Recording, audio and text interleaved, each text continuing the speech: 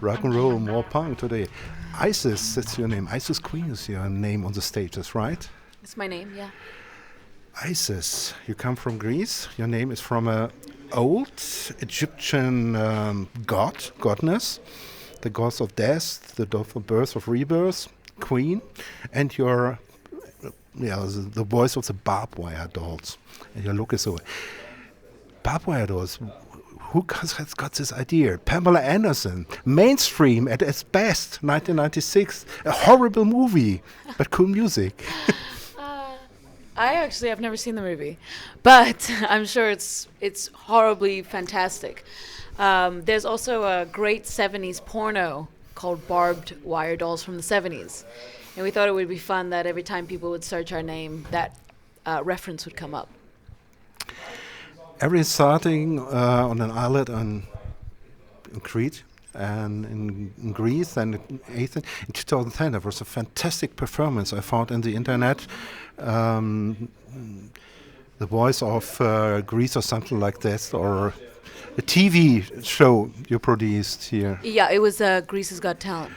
But we went on that show because there was a lot of issues going on in Greece at the time musically, and there was no place for new bands to play because you had to go through a lot of political drama in order to play shows, and then when you would play a show, you'd have to wait 6 months to play another show. We couldn't even get booked on the island of Crete because we were a loud rock band. So we went on the show to pretty much say that they're putting money into crap. Essentially, they're wasting their money and putting it into crap. These TV shows, into a lot of things, and that they need to start putting money into, a scene, something that can, grow. I mean, we have the exact amount of people in Greece as Sweden, and Sweden's government supports the arts and music. And look how much, music comes out of Sweden. And, but TV is TV, and they show it the way that they want to, and it didn't come out the way we expected, but, who cares? Yeah. Then something very important came to you. You went over to the States. You got an invitation for a radio show. Same year, I think, 2010 it has been. And then instead of money for nothing, music for nothing for some years. Is that right? You played a lot of shows, but you didn't earn much. Yeah, but at least we had a place to play. I mean, if you expect to make money off of your music in the beginning, then you're in this for the wrong reasons. I mean, we didn't start this band to make money. We started this band because we were bored with the contemporary rock scene and the music that was out there, and we wanted to start our own thing because it was our way of saying fuck you. So I will come to this later. So first, starting with of this normal question and a bit of history. And if I look from the outside, 2015 was the year where everything started. Perhaps earlier for you, but 2015 was your year. If I can I say that? You tell me why it was our year. It's from the outside. It's always, we come to that. Passion is one thing, and believing in something, and it's very special that a punk band stays together for such a long time. You have to believe in this, especially when you don't make any money. You just play for the things you believe in, for the music. On the other hand, the public started to see you, to notice your music, I think in 2015. I searched the internet and there was some things before, but 2015 was your year. You played bigger shows. I don't know when you signed up with Lemmy's record company, but something started then. That's the impression I got from the outside. You were seen. That was the year that we were doing a lot of residencies at the Whiskey A Go-Go. We got those shows, which was great. The Whiskey became our home, and we were the house band at the Whiskey, and yeah, it was a good year. It was fun. And then Lemmy came and saw us, and the rest is history. So, and everything started. Now you're here. I don't know whether you make money with it, and I hope you will with your new city. It's fantastic. Normally, I'm not a punk fan, and I was asked to talk to you, and I said, okay, and then I listened to your music. Okay, we have to do this. Great. It's really great. I love your music. Well, that's why we do it. We do it because of the music, So if you connect to the music, then that's all we can ask for. What is punk for you? Because it's something you believe in. You must be nuts in a positive way. you suffer, you give so much for your music, or it's more a way of living as well. You know, when we started this band, we wanted to do a punk band because I had never sang before. I had never done anything musically, and I needed to express myself in a way. And if I didn't join a band, I'd probably be in jail I'd probably be dead right now. So I think punk saved me.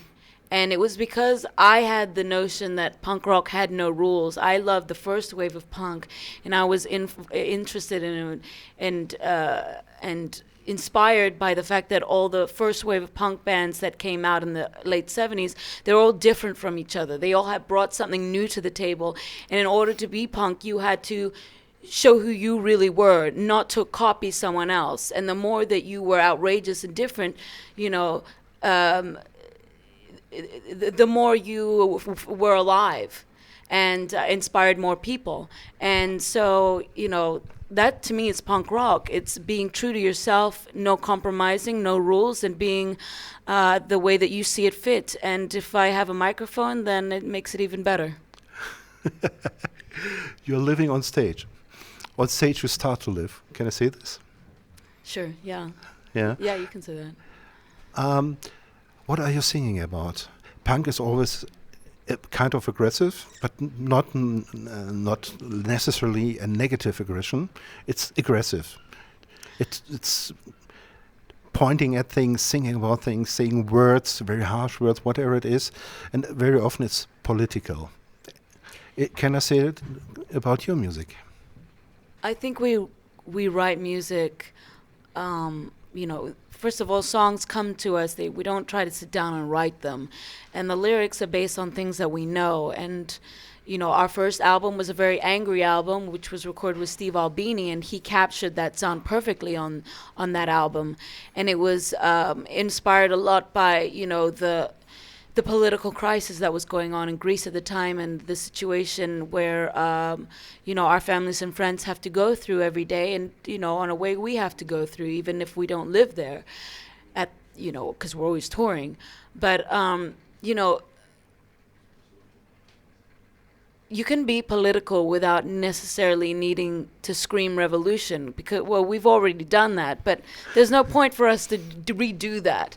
What I'm trying to say is Desperate is a more emotional album, and it has a lot of political things to say, but on a more emotional level.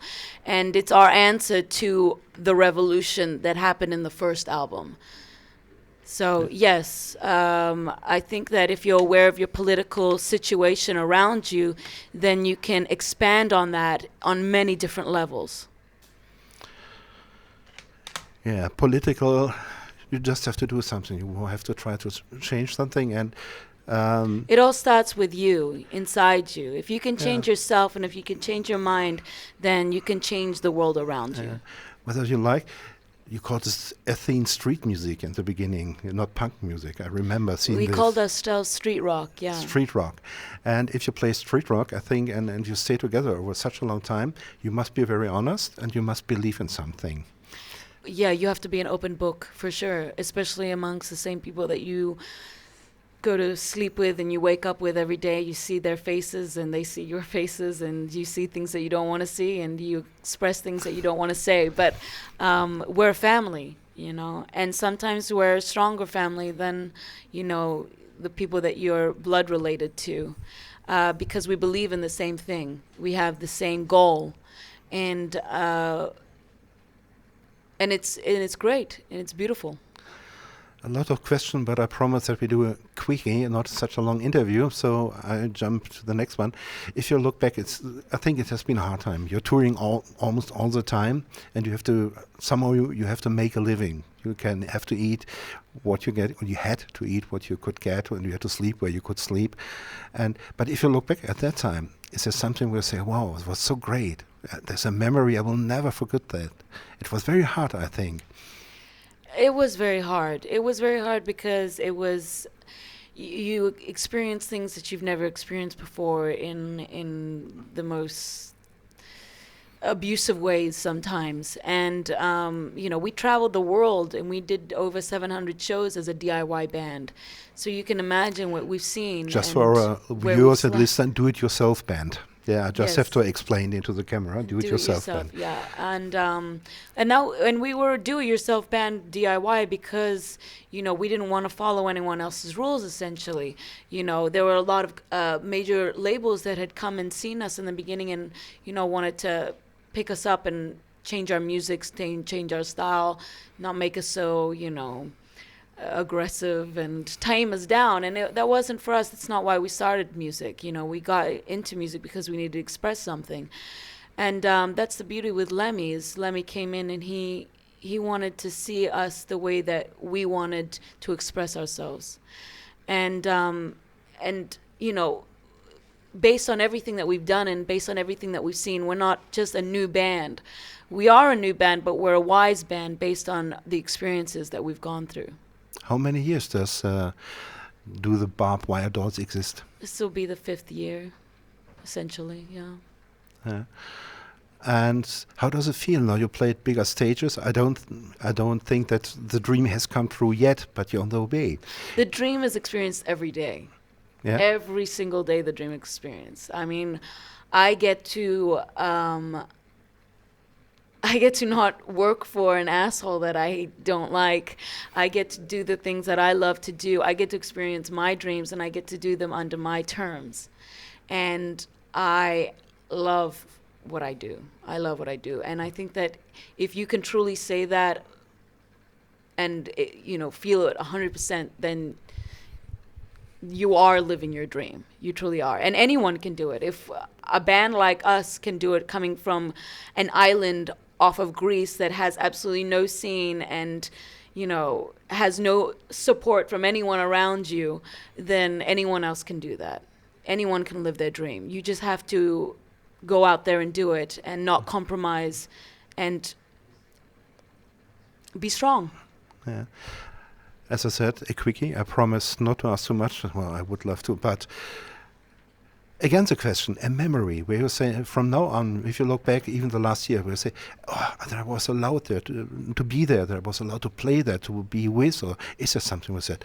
It's incredible that happened for me, for us. Well, I guess it started from the very beginning. Rodney Bingenheimer discovered us, and he is the most famous DJ for discovering every single amazing band that you know of in history. He was the first to play them, and eventually, because he played them on his radio show, everyone else around picked them up and started playing them. And he was the first one to spin our record. And then, our first show in the U.S., I passed out 10,000 flyers, and we ended up selling it out at the Roxy Theater, which is one of the most renowned venues in the world. Oh. And then, there's many things. We've got to play the Joey Ramone birthday bash and headline it. Yeah. And that's very important for us because, the Ramones are a huge influence on us. And Joey Ramone had started these shows every year on his birthday. He would discover new bands and showcase them every year on his birthday to the world by putting on these shows. And we got to play that. Yeah, if I got it right, or even booked for the second show next year. They want us to play it as much as we want to play it. So it's one great. Important thing, your music is loud, and you don't live an easy and quiet life. Silence. If I give you the word silence, what does come into your mind? How important is silence for you? Do we have silence in your life? I have a lot of laughter and happiness in my life. So I think that brings the harmony that I need, that silence brings. Yeah. Thank you very much. It was a pleasure talking to you. Your meal is waiting. Or your Thank you. lunch. Thank you so much.